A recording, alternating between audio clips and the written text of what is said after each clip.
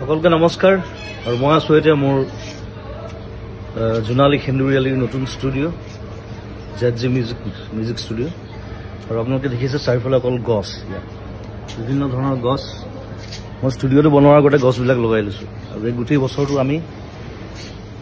ঘৰৰ ফল মূল খাইছোঁ চব্জি খাইছোঁ ষ্টুডিঅ'ৰ আৰু এটা সম্পূৰ্ণ গ্ৰীণ পৰিৱেশ ঘৰটো মই গ্ৰীণ ৰাখিছোঁ সেইকাৰণে যিমান পাৰি ষ্টুডিঅ'টো আৰু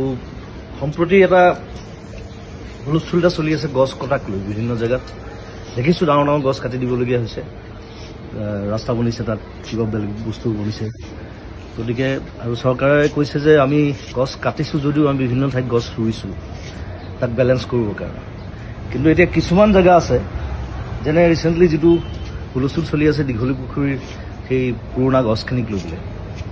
এতিয়া সেই গছখিনি হৈছে গোটেই দীঘলী পুখুৰীটোৰ সৌন্দৰ্য এতিয়া সেইখিনি গছ কাটি যদি বেলেগ জেগাত গছ ৰুৱেও সেই দীঘলী পুখুৰীৰ সৌন্দৰ্যটো ঘূৰি আহিব নাই এইটো এটা ডাঙৰ প্ৰশ্ন ৰিচেণ্টলি দেখিলোঁ আগৰতলাত পুৰণা গছ নাকাটিবৰ কাৰণে ফ্লাইঅভাৰৰ পেটাৰ্ণ সলনি কৰা হৈছে গতিকে সেইটো বস্তু আমাৰ ইয়াতো সম্ভৱ মই ভাবোঁ গতিকে মই চৰকাৰক আবেদন জনাইছোঁ যে যদি কিবা অপশ্যন আছে তেওঁলোকে সেই অপশ্যন গ্ৰহণ কৰক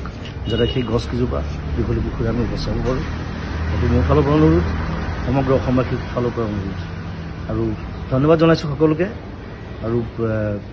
এই যিটো আমাৰ বিপ্লৱ চলিছে গছ সংৰক্ষণ গছ বচোৱাৰ তাত সকলোৱে সহযোগ কৰক ধন্যবাদ থেংক ইউ বাই বাই